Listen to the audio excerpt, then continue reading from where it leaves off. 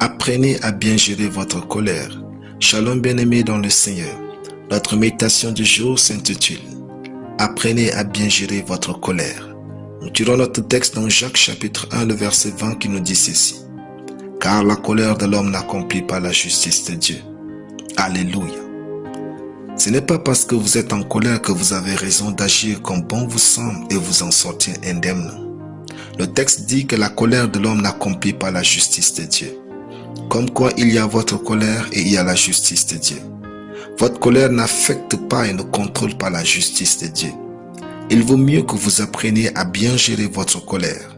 La vie n'est pas émotionnelle, elle est spirituelle. Comme telle, si vous violez une loi que vous ayez raison ou tort humainement, vous allez le payer. Nous sommes donc invités à faire attention à notre manière de vivre et d'interagir les uns avec les autres. N'allez jamais penser que certaines de vos paroles, certains de vos actes vont passer inaperçus parce que vous êtes en colère. Souvenez-vous de Moïse et de sa colère qui lui a coûté l'entrée à Canaan. Moïse avait raison d'être en colère, mais puisque la vie est spirituelle, il est établi qu'il avait désobéi à Dieu. Dans notre texte, il est clair que la justice de Dieu est réelle et a de l'impact sur la vie de l'homme. Cette justice transcende les émotions pour répondre à l'homme intérieur. Quand vous vous énervez, Dieu examine d'abord la raison de votre colère avant la colère elle-même.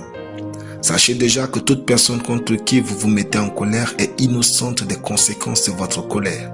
Votre vie est totalement sous votre responsabilité spirituelle. Gérez donc bien votre colère.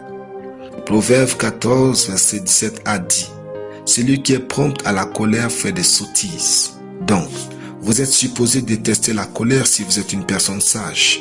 Quand vous êtes en colère, faites ceci. Ne parlez plus. Mettez-vous à l'écart. Posez-vous des questions suivantes. Pourquoi suis-je en colère?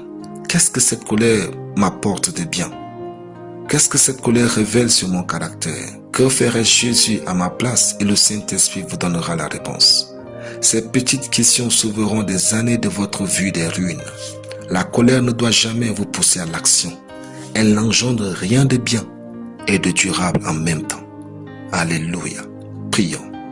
Je déclare que je domine ma colère et je mène une vie spirituellement stable, juste, correcte, paisible, pleine de richesse et de prospérité au nom de Jésus. Amen. La lecture biblique en une année, Psaume 96 à Psaume 100. Soyez bénis, c'était le pain du ciel.